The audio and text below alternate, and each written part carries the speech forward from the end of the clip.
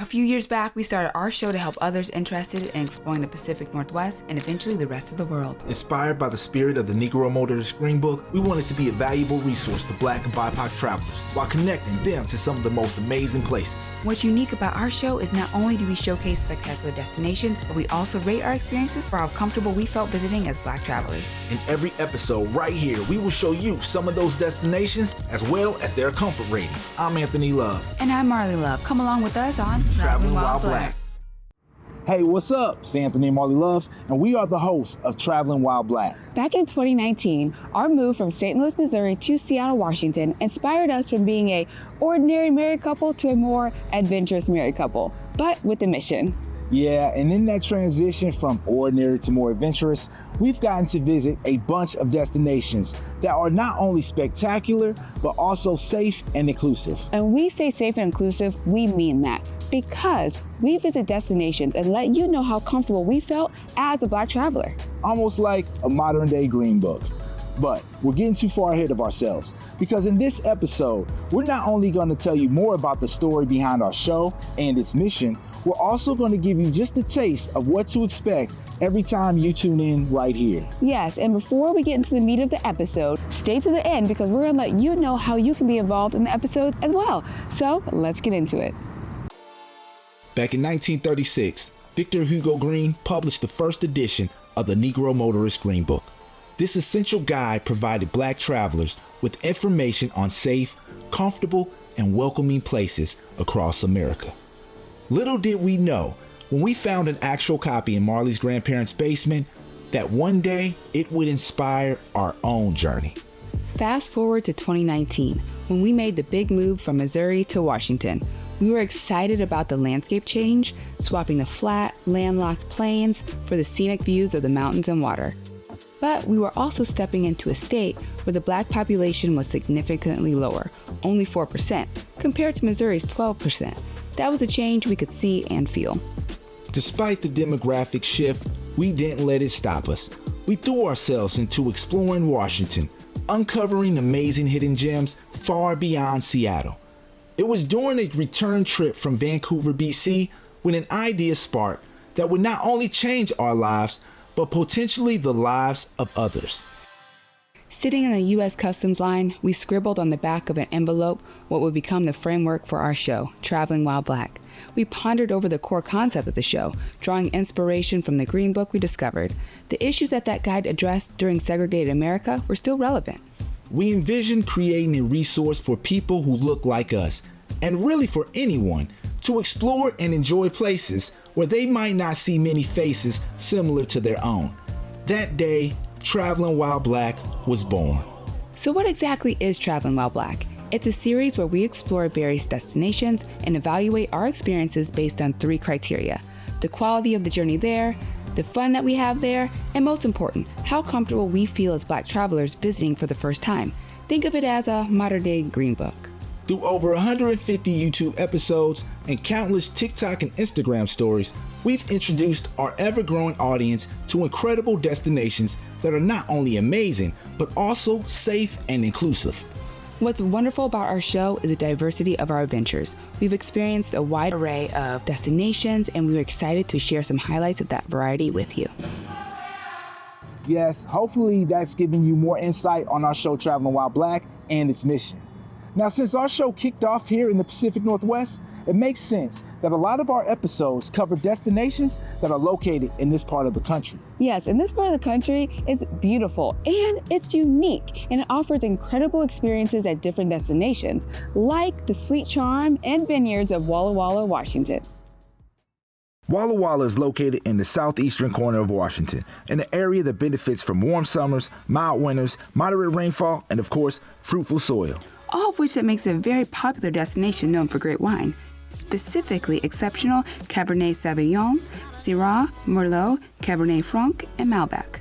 But along with that, Walla Walla also offers access to beautiful outdoor scenery, as well as a quaint downtown filled with shops, restaurants, and tasting rooms that also give off a small town feel. Walla Walla also has a vibrant artistic and cultural scene that could possibly be influenced by being home to 2 colleges, Whitman College and Walla Walla Community College. The weather, the views, the wine, the people. Yes, this was our first time in Walla Walla, and we were ready to try and take it all in. Especially the wine. Even though this was our first time visiting Walla Walla, we knew that driving that far and for wine makes choosing a place to stay an important decision. While Walla Walla offers an abundance of places to stay, we couldn't have chosen a more dope or perfect place for us than the Wesley. Not only is it located within walking distance to the many downtown options, but the property is a vacation within itself. Yes, it is just that. And it can be hard to leave, as the property offers a private patio filled with gas grills, 2 hot tubs, fire pits, and that's just the outside. Inside, there are more chilling areas, including a dope downstairs lounge. But probably most importantly is the Wesley offers a variety of suites to choose from. Ours was perfectly comfortable. Visitors receiving their own complimentary bottle of local wine is also a major plus. We definitely recommend this place for a getaway with a partner or even a friend's trip to Walla Walla. After getting settled, we were ready to hit the streets of Walla Walla to see what it was all about. As usual, for our first visit to a location, we wanted to experience a place to learn some of the local history. For that, we stopped into the Fort Walla Walla Museum, a museum that's located on the grounds of a 19th century military fort and offers thousands of artifacts housed within 5 exhibit halls, each to a specific topic. And being that Fort Walla Walla Museum is situated on the homeland of the Cayuse peoples, it's great that the museum does speak to the indigenous people impacted. One of the coolest things about the museum is its 17-building historic pioneer settlement. We had a lot of fun pretending to be walking back in time. Another really awesome museum in the area that teaches about the history of the area between the white colonists and the Walla Walla's indigenous inhabitants is the Whitman's Mission National Historic Site. Yeah, we learned a little bit, but now it was time for some real Walla Walla fun, like wine. But first, we needed to get some exercise and experience some Walla Walla nature. So for that, we booked a guided hike with Adventure Fit, a local company that, as they put it, facilitates life-affirming outdoor experiences in the Walla Walla Valley and Blue Mountains. This was actually a lot of fun. First, we met up with the owner and operator, Greg, and hopped in his tour van and headed to the countryside to experience some of the outdoors. We actually stopped at the Whitman Mission National Historic Site with this tour, as the museum actually offered a short hike on its property.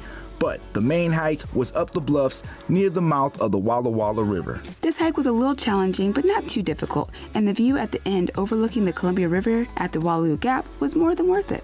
Greg did a great job choosing the hike to our skill level, and he was also filled with a lot of knowledge about the area and its history. Now, if you're not used to being in the outdoors or doing any outdoor activities, we think Adventure Fit would be a great option for helping you feel more comfortable in experiencing those types of experiences. Most def, check them out. After the history and the exercise, we're finally ready for some Walla Walla wine. Now, with the abundance of wineries in Walla Walla, we obviously experienced our fill. But our experience at one in particular was a lot different than what we were used to at wineries. At Patterson Winery, not only did we have delicious wine, but we actually stopped in to play a popular local game, pétanque. Pétanque is a century-old game of French origin that's similar to bocce ball. Yep, we got to learn the game, and not just with anyone, but with former president of the Walla Walla Pétanque Club, Ryan Raber, and his pétanque mentor, Van Wolf. So Ryan and Van taught us the game, gave us a few lessons, and then we played the game. And I can say I love this game, and I'm actually pretty naturally good at it, as my team won. Yes, this game is a lot of fun, and we might need to join a pétanque club on our side of the state. Another unique experience we had at a winery during our trip to Walla Walla was at Trance for their live music and food truck night. This was perfect, just grabbing some food from one of the food trucks and picnicking by the vineyard while listening to live music and, of course, enjoying delicious Trance wine. Okay, now that you got that Walla Walla offers tons of places that specialize in wine, beautiful people, you must know that Walla Walla also have places specializing in other endeavors, like brandy.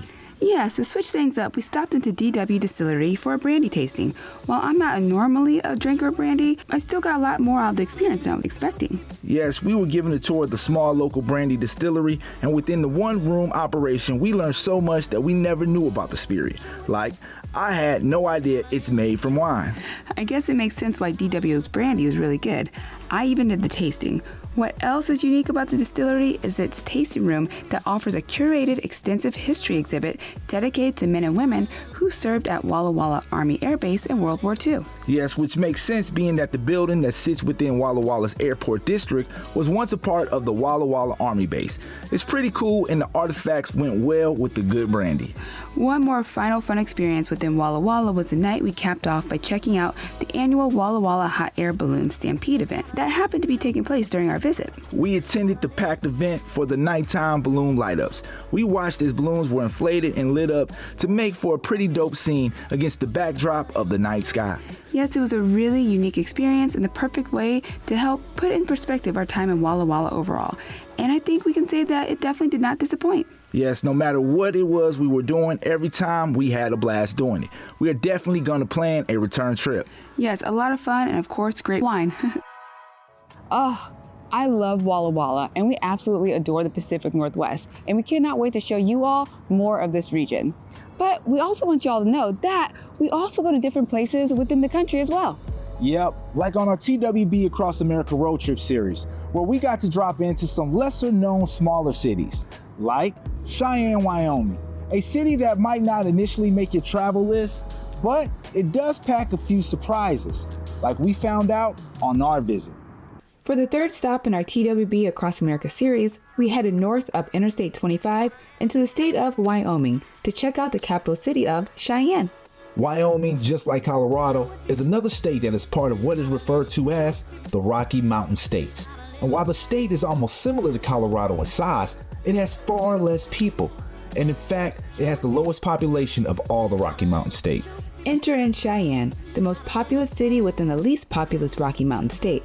One of the reasons why we chose it as one of our stops as a part of our TWB Across America series, Volume 1. The other reason why we chose to stop in Wyoming at all is because we had never been. Yep, because that's part of what this road trip is about. Getting out and seeing parts of the country that we wouldn't have otherwise got to see unless we drove. I mean, there's not many flights flying direct into Cheyenne, but who knows what stories we were missing and what hidden gems there were for us to find. Cheyenne would also be yet another state capital city we would be visiting on this road trip. Interestingly, both of the capitals we visited on this road trip are only 2 of 11 with gold domes. We promise we didn't plan that. The Wyoming Capitol building is the original building that was actually built before the state was even officially a state. But the building is only one of the many artifacts around Cheyenne that speak to the city's unique and interesting history. From the booths to mosaics all around town, it's not too hard to tell that Cheyenne is proud of their history. And on our first visit, we found out exactly why the city at least appears so proud. Since the city was built by the Union Pacific Railroad Company, it made most sense to us to first head to the historic Union Pacific Railroad Depot, which is registered as a National Historic Landmark. The historic site is the original building built in 1886 by the Union Pacific Railroad and is the last remaining Grand Railroad station on the transcontinental route. On the inside, paintings and murals tell the story of Cheyenne and the Transcontinental Railroad. Beyond the historic building itself, visitors can check out the museum within, the Cheyenne Depot Museum. This museum dives deeper into the same story of Cheyenne and the Transcontinental Railroad that are told by the murals and paintings that decorate the rest of the depot. On this road trip, I learned a lot about myself, and one surprising new self aspect I discovered is that I must be more of a museum type of girl than I thought, because I really enjoyed the Cheyenne Depot Museum. Trust, I was really surprised about that, but the interactive exhibits and historical artifacts told a truly immersing story. And when we say immersing, we really mean immersing. Not only can you sit and watch the actual trains that are still running today roll along the tracks, you know we had to do that. Along with that, you can also immerse yourself within the miniature world of railroads, as the museum is home to a famous miniature model railroad. The world-famous Union Central and Northern Model Railroad. The model is a detailed and accurate representation of scale of the northern gauge Clear Creek, Colorado lines of the Colorado and Southern Railway in the early 20th century. This model railroad has a pretty interesting story in itself. Driven by his passion for trains and modeling, Harry W. Brunk originally built the model in Clarkson, Nebraska. But eventually, in an effort to better preserve the impressive piece and present it to a wider audience, the 650 square foot model was relocated to the Cheyenne Depot Museum. What is wild is that the model railroad had to be cut into 10 pieces just so it could be transported to Cheyenne. It actually took a team of volunteers a full year to reconstruct the model within its current location on the second floor of the museum. The year's time to rebuild makes a lot of sense when you see the model firsthand. Each piece looks beautifully and meticulously designed to reflect the real thing. Yep, that 1 year was nothing compared to the 30 that it took Harry to create the piece of art. And he really did do his thing in his representation of the narrow gauge Clear Creek, Colorado lines, which was a railroad that ran into the Rocky Mountains from 1872 to 1941. If you're in Cheyenne, this is a stop definitely worth checking out. After the museum, our Cheyenne history fix continued when we hopped on the Cheyenne Street Railway trolley, a trolley tour of the city. The 90-minute trolley tour took us around town, driving by and occasionally stopping in front of some of the historic and important buildings and landmarks in the city of Cheyenne. All the while, we were provided some very knowledgeable and entertaining storytelling on the history of Cheyenne and its influence on the state of Wyoming, all dictated by our talented trolley driver. Yes, we definitely learned a lot about the interesting history of Cheyenne and the state of Wyoming. We did not realize that Wyoming was the first state in the Union to give women the right to vote. That was pretty cool. After the tour, we felt like we were more than spooled up on the local history. So we wanted to experience another activity that Cheyenne and all of Wyoming is known for, the outdoors. Just based on its beautiful landscape and its proximity to the Rocky Mountains, Cheyenne is close to a lot of great options for experiencing the outdoors, like the Medicine Bow National Forest. But for our outdoor experience during our visit, we chose to check out Kurt Gowdy State Park, the park that is named after a famous sports broadcaster and Wyoming native. What's also great is that the park is only a 25-minute drive from downtown Cheyenne. The park is beautiful. In the center, there are 3 crystal clear reservoirs that are apparently stocked with trout and salmon. At the front of the park, there's also a visitor center. And for what we did during our time at the park, well, while the park is perfect for paddleboarding, boating, and camping, we weren't prepared for none of that. We would have hiked, but we couldn't find any trails close by within the park. And unfortunately, we didn't have time to investigate further because the infamous Wyoming wind started picking back up once again. Wow, Cheyenne was definitely an experience.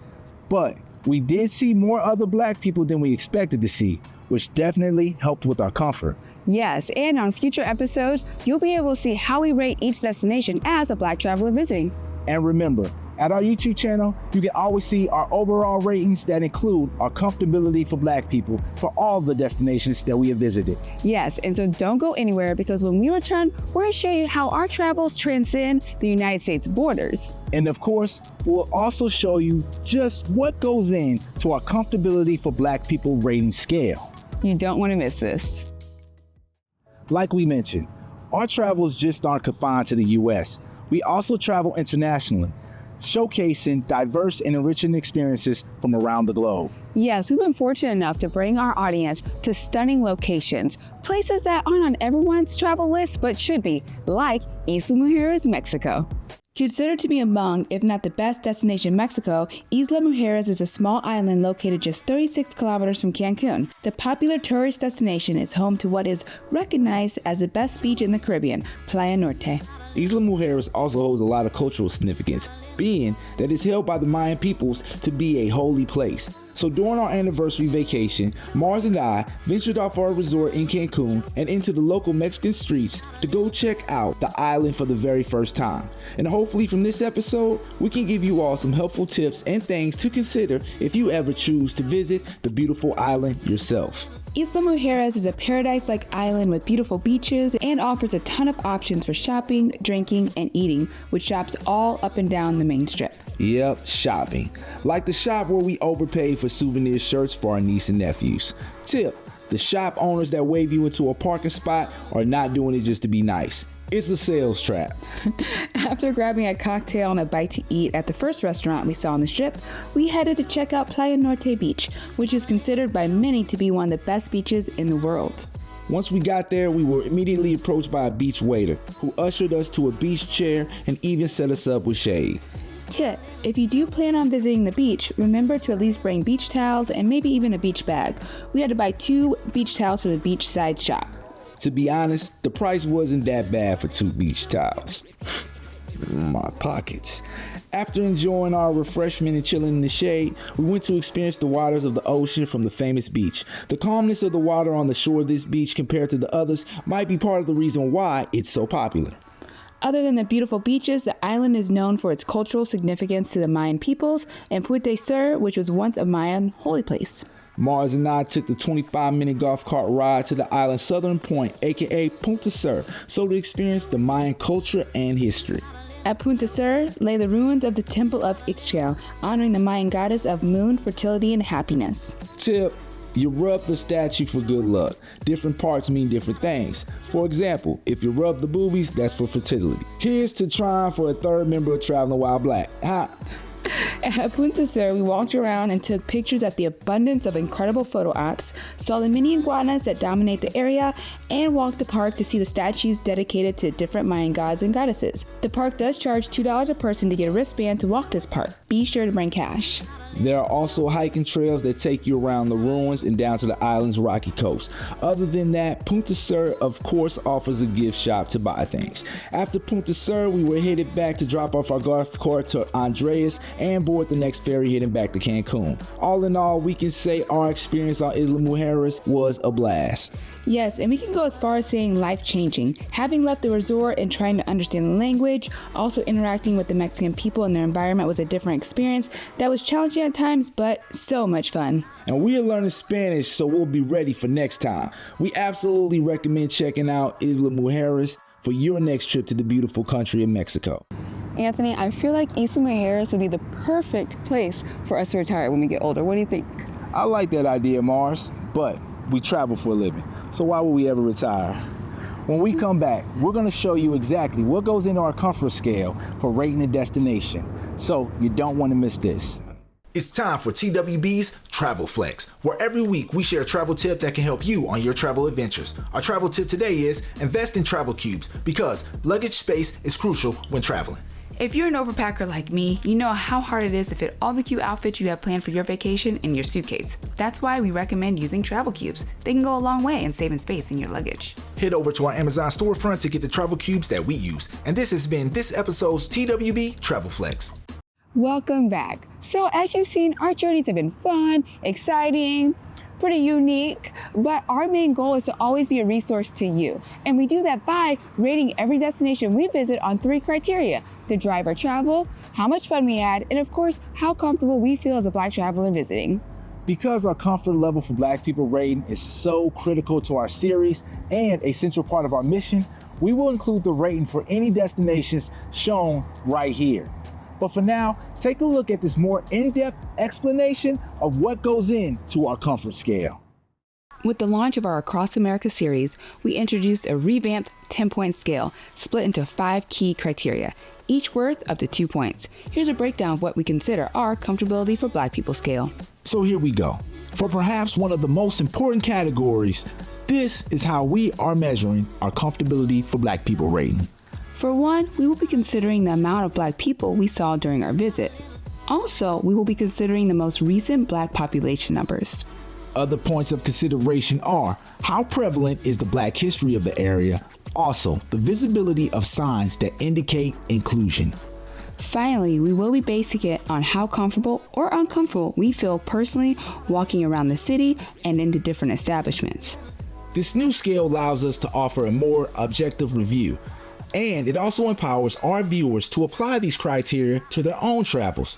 We share these ratings at the end of each episode, providing a clear view of each destination's comfort level. While some ratings are still based on our older system, every episode is an invitation for you to explore these places for yourself, and we love hearing your experiences. Well, there you have it. You should now have a better understanding of our comfort scale as well as our show overall. But now, let us tell you how you can be a part of every episode right here. Yes, we know the Black experience is not a monolith, and that's especially true when traveling. So we want you to send in pictures of yourself traveling while Black. Yes, it's super easy. Just go to our website, travelingwhileblackseattle.com, and submit pictures of yourself traveling while Black. Be sure to include your name and where you're traveling to.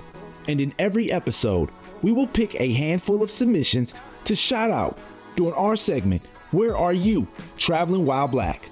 For example, take a look at these fellow Black travelers, like Antonio, jet skiing in Cancun. You already have seen how much we love Mexico. Or like Tanisha, taking in the beautiful scenery in Jamaica, man. She also sent a picture of her daughter Daisy, dressed for the Jamaican sun. In keeping with the international travel theme, here is Tommy, hanging out in El Salvador. We love showing our people traveling across the pond. Here are Madison and Bree in Paris. Oui, oui. But we love domestic travel just as much. Here is Barbara and Tony enjoying the water in Seattle, and their son Philip, along with his 3 sons, Little Phil, William, and Kai, doing the same. And here's Rudy getting his cowboy on in Scottsdale, Arizona. Take a look at Good Time Tony, kicking it in a city really familiar to us, St. Louis. And check out Marissa in beautiful Napa Valley. Y'all know I love some good wine. Look, we even want to see you all on your way to your destination. Here is Margaret and Beverly on their way to Texas. Yes, like we said, super easy, and we cannot wait to see all of your submissions. So that's a wrap on what Traveling While Black is all about. So be sure to come back next week so we can continue to show you safe and inclusive travel destinations. And remember, you can dive deep into all of our travels at our YouTube channel at Traveling While Black. And be sure to follow us on Instagram at Travel While BLK and TikTok at Traveling While BLK. Yes, and whether you're a longtime viewer or this is your first time seeing us, we're excited to continue to share our journeys with you and be that resource you're looking for. Yep, so until next time, beautiful people, stay up, stay true, and do you.